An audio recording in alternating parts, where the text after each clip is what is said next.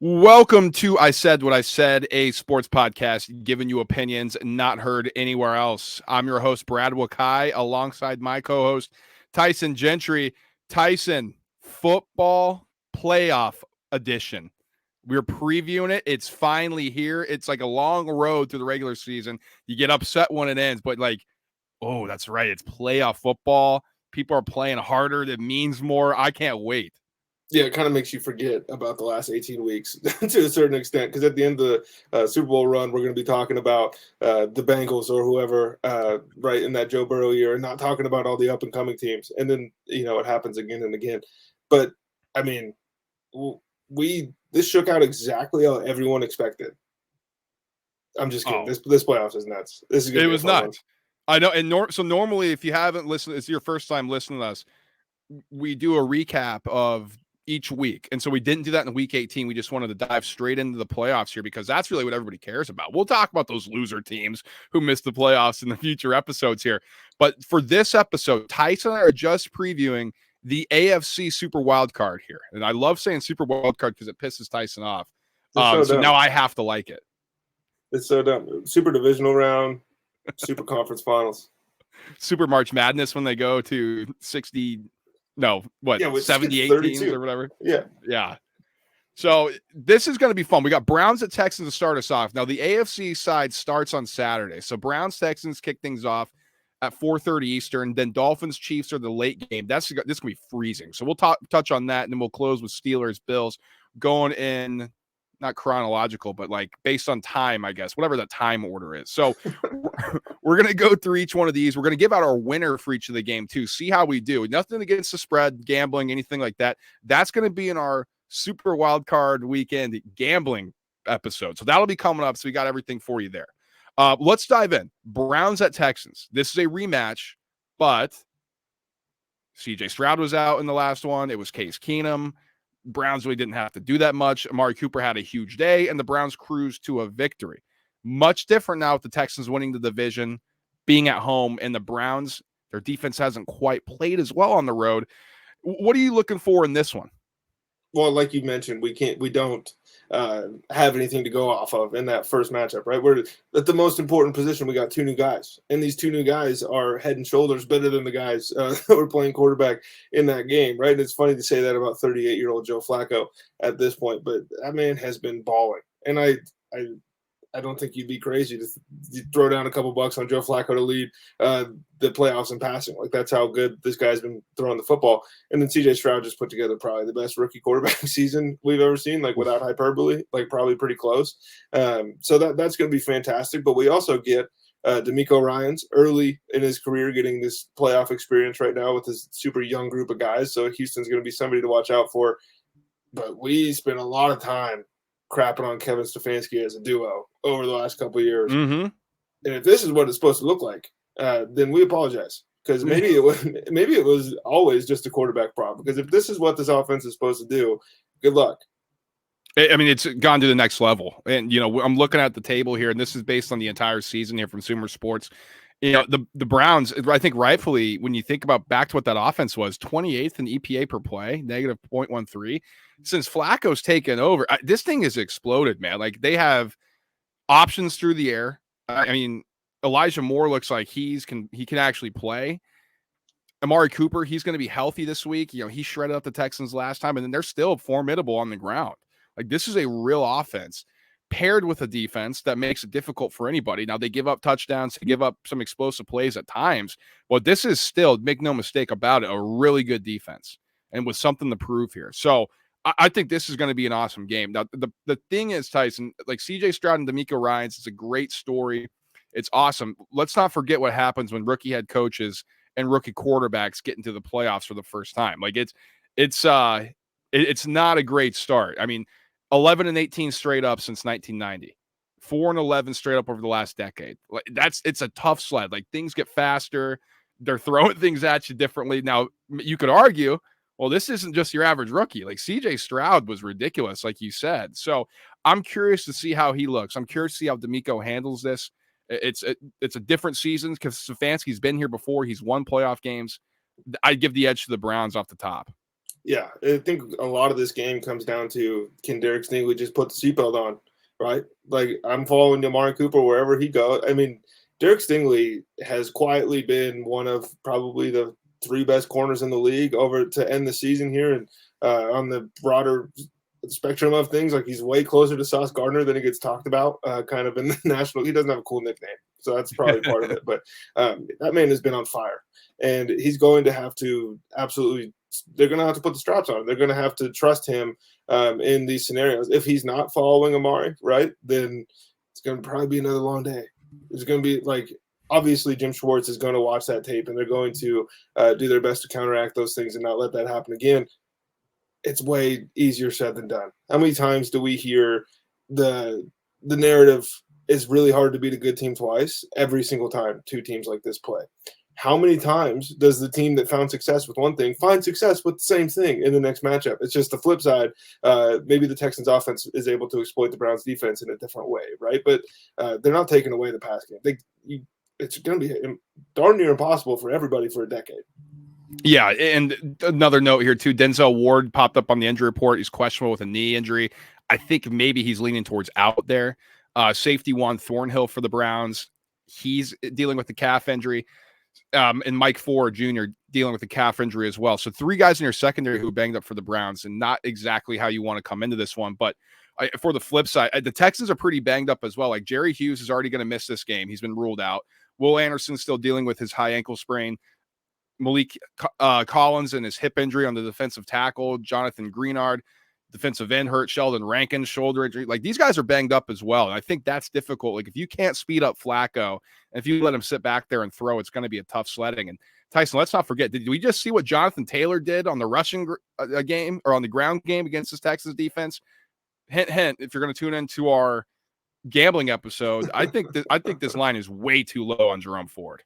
Yeah, this is playoff football at its finest, is what I think we're going to get from the Cleveland Browns. Now, we've been wrong 18 weeks in a row, and this is what we're expecting from most of these teams here. So maybe we don't know what we're talking about, but it just feels like they're going to be inside, or they're going to be in Houston, nicer weather. They're going to be able to essentially, like, just maul these guys, and that's how Cleveland's going to beat everybody. Yeah, and it's not, they're going to be in the dome, like, just, Flacco doesn't have to worry about it in the cold, and in the past he's done well in the cold. It's gonna be warm in there. Yeah, true. Maybe that's their way to do it. But Tyson, let's pick a winner here. Who wins the opening game of the 2024 NFL playoffs? I'm going with Cleveland. I think Cleveland wins this football game. I just think they're probably a little bit too physical for this iteration of the Texans. I'm with you. I got the Browns as well. Like you said, man, they're physical. This defense travels. It's been a top two defense in the league. I'm going to go with the veteran Flacco and Kevin Stefanski, who's been here before, facing a rookie quarterback and rookie head coach. That normally does not bode well. So Tyson and I both think the Browns are going to advance in this one, which should make things interesting, because we got later Dolphins at Chiefs in a game that's going to be 1 degree, supposedly at kick. It's going to get even colder. We know the difficulty that Tua Tagovailoa has had in the cold weather. We know the difficulty that the Miami Dolphins have had in the cold weather over the years. So when you're looking at this, is it safe to say that the Chiefs can get their mojo back against a banged up Dolphins team? Or are you still not buying into that offense? Well, I'm not buying into getting your mojo back. We're going to talk about that in the NFC playoff preview as well with the Eagles. And to me, I don't think, you can't find mojo. How many times you want to flip the switch on in the playoffs? Like, good luck. That's going to be really tough. Although Miami this is the 2023 version of all those 49ers teams and all those Ravens teams. This is the snake-bitten injury team of this year that started off fantastic, right? They had 3 games with the same offensive line combination or something this year, on top of Raheem Mostert's probably trending towards looking like he's not going to play this week. Jalen Waddle still up in the air, right? We've had Tyreek Hill injuries. Bradley Chubb just tears his ACL. Jalen Phillips obviously is out for the year. Xavier Howard is on he's on the injury report with what did it say, knees, like just both of them with the S on the end, which is pretty crazy. See foot. Okay. But he's out. Okay, maybe Javon Holland was on there with knees. Knees. Javon Holland, safety knees. So listen, with both his knees, man. Like, this will be tough. We've seen this game. I think you can take some things away from the Germany matchup. But again, that was a weird game too, right? Like we're traveling across the globe to to play a football game, weird travel schedule, all that stuff. It does feel kind of feels like both these teams are DOA, which is an interesting matchup to have in round one of the playoffs. Yeah, that's the problem, I think, with the Dolphins, right? Like, they're just so banged up. And Tyson, it's kind of crazy to think about, but this is Tua's first start in the playoffs. Like, Shout out Brian Dolphins made it Flores. last year. Yeah, I mean, Dolphins made it last year. That was Skylar Thompson that was making the Almost start. won that game, too. It's very true of the Bills. God, if that wasn't an omen about what was to come, I don't know what was. But I'll put it this way, too. There's 4 instances of this is happening where quarterbacks are making their first playoff start versus QBs who have playoff experience. CJ Stroud and Joe Flacco, we just alluded to that one. Tua versus Patrick Mahomes, that's another. And the other one happens in the AFC as well, Mason Rudolph and Josh Allen. So I'll say this here, so we don't have to touch on it again. They're 17-36 straight up. Those who have no playoff experience making their first start against those who do. So not a good record there. Not a good record at all. I'm hard-pressed to think that that's going to be different in this one. The coldest start that Tua's had in his career is 29 degrees in 2022. This is going to be 1 degree. The Dolphins, as a team, different coaches, different players, just as an organization, in the last 20 years, they're 15-42 under 50 degrees and 2-19 in their last 21 under 40 degrees, 8-19 in the last 20 years, and have lost 9 straight. Like, this team does not travel well, and we have sample size. They got to go to New York. They got to go to Buffalo. They got to go to New England in their division. So it's not like, oh, yeah, it's a random little West Coast trip, or, wow, when they traveled over the Midwest, it was pretty cold that one time. Like, no, they have to do this, and they routinely have not been able to get it done. So, Tyson, I'm looking at the Chiefs here. I think that's the only way I can look. And it just feels gross, right? Like, it feels like the reward doesn't match what they've earned through this point in the season, but that's the playoffs. And I said nobody can find their mojo, but if somebody could do it, I think 15, because you're in 87, right, with Mahomes and Kelsey, if all of a sudden that thing they hit for 110 yards and find a groove, at least you're thinking about how it's going to look next week. Whereas right now it's like, well, this feels like Isaiah Pacheco is leading this offense, and that's not a team that can win the Super Bowl. Yeah, and the other guys to keep an eye on here. You mentioned Javon Holland, questionable with knees. Deshaun Elliott, also in the secondary with safeties, out or is questionable with a calf injury. Running back Raheem Mostert, knee and ankle injuries, and Jalen Waddle, ankle injury. They're all listed as questionable. I'd be surprised if they didn't play. But on the other side, the Chiefs are virtually healthy. I mean, Kadarius Toney's questionable. Is that really a loss? Justin Ross questionable with a hamstring. Is that really a loss? Like, Chiefs are coming in this one feeling pretty good. I think at home in the playoffs, this is a nice little appetizer for them to get going. And Tyson, that's why I'm going to take them. I just think everything points to it. Like, you have the historical trends. You have Patrick Mahomes at home in a playoff game. Like, I think the Chiefs win this one. I think it's pretty comfortable.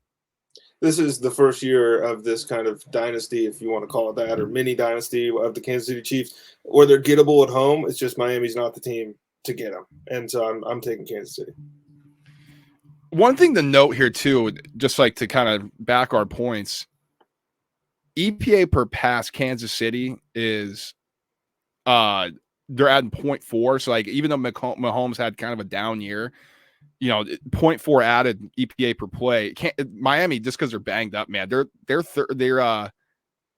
negative 0.14, but they're banged up. That has not been the same secondary since we saw early on in the season. I know Jalen Ramsey's here and all that good stuff, but this is just, they've been getting thrown on recently. So I think Mahomes, if, like you said, maybe you don't get the mojo, but if you don't win this one, I think there's big concerns for Kansas City. All right, let's close out with this one. Last one of Super Wild Card Weekend in the AFC side. Bills, the preview. You don't have any faith in Mason Rudolph here. Neither do you. Don't put that on me. What's the stats? What is I'm curious. What's a first-time playoff starter versus a guy with experience? 17 and 36. And one of these happens to be Mason Rudolph, leading a pretty inept offense. Dude, Buffalo is on fire. They're able to do everything on a football field better than the Pittsburgh Steelers at this point of the season. TJ's not playing. Is TJ playing? He is not playing. TJ Watt is out. And so that is all you really need to know, right? Because if they can't break the game and force turnovers and do the Mike Tomlin special and just kind of like make things ugly and sloppy, and before you know it, they blocked a punt and they have the ball on the 7-yard line ready to take the lead at the end of a game. If that can't happen, this is going to get ugly, brother. This is like, who is bailing you out? Najee Harris? Like, could they? Like, I'm serious. Like, are they able to dominate enough on the ground with going north to south against this Bills defense, or do you think you're going to have to be able to throw the ball because the Bills are just going to stack the box? Well, 100%. Like, it's going to be 8 in there every time. George Pickens he's going to have to show up and play every play, right? Deontay Johnson's going to have to show up and play every play. We don't have a sample size. That is something that happens continuously. But the real thing is, like, the only way this goes sideways for Buffalo is if they do it to themselves. The good news for the Pittsburgh Steelers is we've seen the Buffalo Bills shoot themselves in the foot so many times over the last 3 years that it's not out of the realm of possibility that it's a 4-pick, 2-fumble game. Well, that's what I was going to ask you, because you're trying to slam the book on this thing. I'm like, wait a minute, but you're also the same guy that is like, well, I don't trust the Bills.